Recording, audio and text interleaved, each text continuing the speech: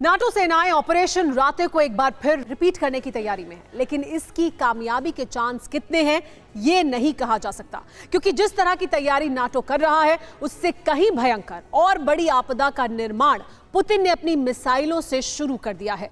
Putin ने Europe की कठोर सर्दी को हथियार बनाने के प्लान पर अमल शुरू कर दिया है। मकारोव पर हमले के बाद रूस की मिसाइलें जिन अहम ठिकानों पर गिरी हैं उससे यूक्रेन में बहुत बड़ी मानव निर्मित आपदा आने वाली है। यूक्रेन में जानलेवा सर्दी शुरू हो चुकी है और उससे पहले पुतिन ने पूरे देश की बिजली और पानी की सप्लाई को ध्वस्त कर दिया है। पुतिन के इस ऑपरेशन का यूक्रेन पर कितना भयानक असर होने वाला है, देखिए ये रिपोर्ट।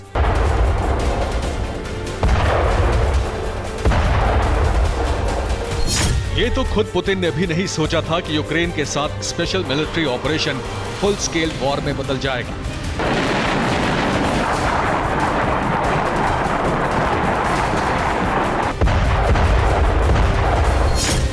रूस की शुरुआती रणनीति थी 3 तरफ से घेराव और यूक्रेन का आत्मसमर्पण।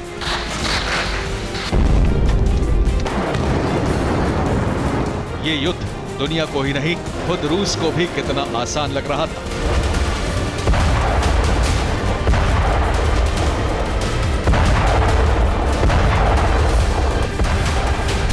युद्ध के शुरुआती दिनों में रूस की पलटनें यूक्रेन के शहर शहर में दिखी।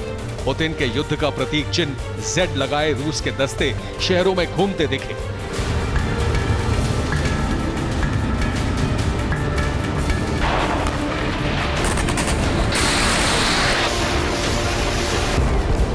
लेकिन महीना भर बीतते बीतते युद्ध के समीकरण ही उलट गए।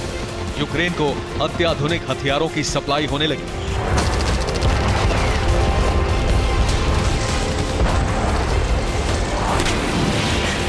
हमला करने आया रूस अर्बन वॉरफेयर में तो उलझा ही इन हथियारों के सटीक वार से भी नहीं बच पाया।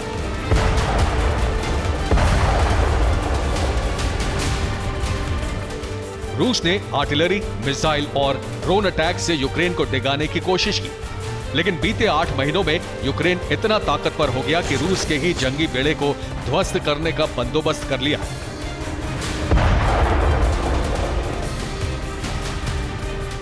इस हमले के बाद पुतिन ने एक खास रणनीति बनाई है। इसका ब्लूप्रिंट है कुदरत को हथियार की तरह इस्तेमाल करना। लेकिन उससे पहले पुतिन खास मकसद से अपने हथियारों को खास टारगेट पर गिरा रहे हैं।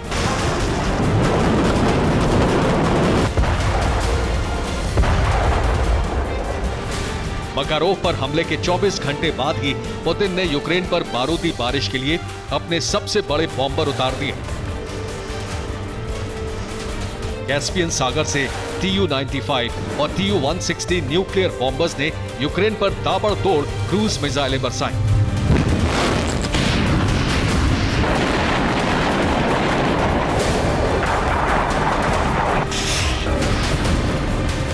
यूक्रेन ने दावा किया कि रूस ने 55 क्रूज मिसाइलों से हमला बोला है।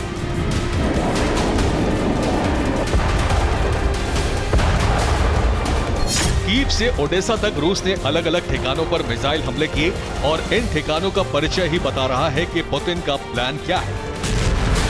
ये मिसाइलें बरसाई गई पावर प्लांट, पावर ग्रिड पर। यूक्रेन का सबसे बड़ा हाइड्रो इलेक्ट्रिक प्लांट भी मिसाइल हमले में तबाह हो गया। ज़ेपोरिजिया के हाइड्रो इलेक्ट्रिक पावर प्लांट के पास भी रूस ने बम बरसाए। 24 घंटे में रूस ने यूक्रेन के 5 नए पावर प्लांट तहस नहस कर दिए। कीव में 2 हीट एंड पावर प्लांट को निशाना बनाया गया। लवीव में हीट एंड पावर प्लांट को तबाह कर दिया गया। नीपर नदी पर बना क्रेमेंचुक हाइड्रो इलेक्ट्रिक पावर प्लांट भी तबाह हो गया। ज़ेपोरिजिया में नेप्रोस्टोय डैम पर नीपर हाइड्रो इलेक्ट्रिक स्टेशन भी तबाह हो गया।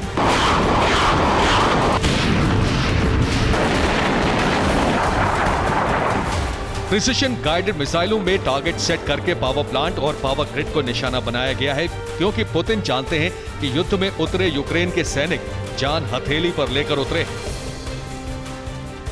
लेकिन अगर यूक्रेन की जनता की जान पर बनाई तो यूक्रेन हथियार डालने को मजबूर हो सकता है। पावर ग्रिड पर हमले के बाद यूक्रेन में जनता के सामने बहुत बड़ा संकट खड़ा हो गया है। रूसी हमले के बाद कीव में बिजली का भारी संकट खड़ा हो गया है। कीव के मेयर के मुताबिक 3,50,000 अपार्टमेंट में बिजली सप्लाई ठप हो गई है। कीव, ज़ैपोरिज़िया सहित वो शहर अंधेरे में डूब गए हैं जहां 5 पावर प्लांट से बिजली सप्लाई की जा रही थी। यूक्रेन की सबसे बड़ी पावर कंपनी डी-टेक ने आशंका जताई है कि पूरे यूक्रेन में ब्लैकआउट हो सकता है। पुतिन ने सोच समझकर पावर प्लांट्स को निशाना बनाया है, क्योंकि बिजली सप्लाई ठप होने का मतलब है कई अहम इंफ्रास्ट्रक्चर का ठप हो जाना। बिजली सप्लाई ठप होने से कीव के वाटर सप्लाई स्टेशन बंद हो गए हैं। कीव शहर के 80% इलाकों में पानी की सप्लाई पहुंचनी बंद हो गई है। कीव में पानी के लिए लोगों को कतार लगाकर इंतजार करना पड़ रहा है। अस्पतालों में बिजली पानी की सप्लाई बंद होने से बड़ी मुश्किल खड़ी हो गई है। अस्पतालों की लाइफ सेविंग मशीनों ने काम करना बंद कर दिया है। पानी की सप्लाई न मिलने से डॉक्टर्स को ऑपरेशन के काम आने वाले टूल साफ करने लायक पानी भी नहीं मिल रहा है। कीव के कई इलाकों में मेट्रो संचालन भी ठप हो गया है। बिजली जाने का मतलब है एक चलते फिरते शहर का ठहर जाना, नागरिक सुविधाओं का दम तोड़ देना।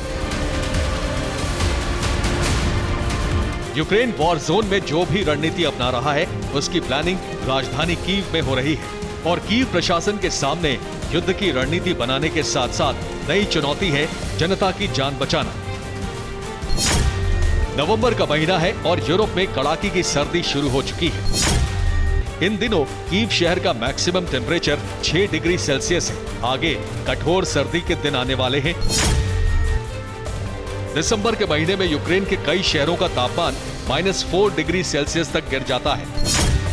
मार्च के महीने तक यूक्रेन के कई शहरों का तापमान माइनस में रहता है। इस दौरान यूक्रेन को बिजली और गैस की बहुत ज्यादा जरूरत होगी। सर्दी में घरों को गर्म रखने वाले हीटर बिजली या गैस से चलते हैं। अगर सर्दियों में यूक्रेन को जरूरत भर की पावर या गैस सप्लाई नहीं मिली तो युद्ध काल में ये सबसे बड़ी आपदा होगी।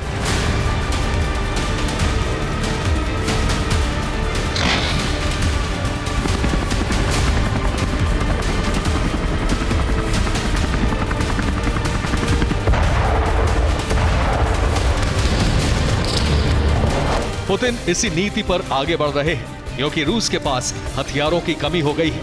अब एक एक हथियार का इस्तेमाल इसी रणनीति के तहत किया जा रहा है, जिससे भविष्य में उसका फायदा हो।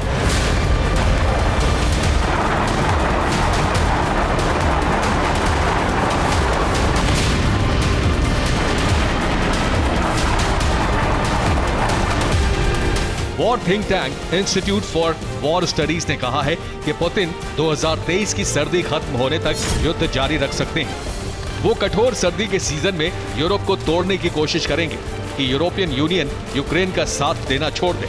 यूरोपीय देशों के समर्थन और हथियारों की बदौलत ही यूक्रेन जंग में टिका है।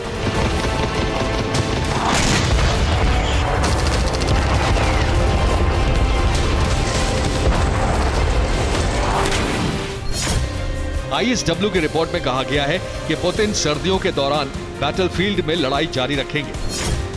मोबिलाइज्ड किए गए नौसिखिया सैनिकों को मोर्चे पर भेजा जाएगा। इन्हें कैनन फॉडर की तरह युद्ध को लंबा खींचने के लिए इस्तेमाल किया जाएगा।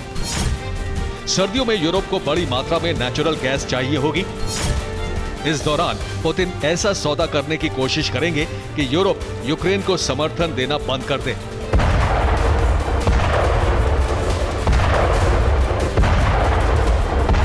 पुतिन ने 2 मोर्चों पर युद्ध लड़ने का प्लान बनाया है। बैटलफील्ड में लड़ा जाने वाला युद्ध दिखावटी होगा, लेकिन एनर्जी वॉर के मोर्चे पर असली युद्ध अब शुरू हो चुका है। Bureau report, TV9 Bharatvarsh.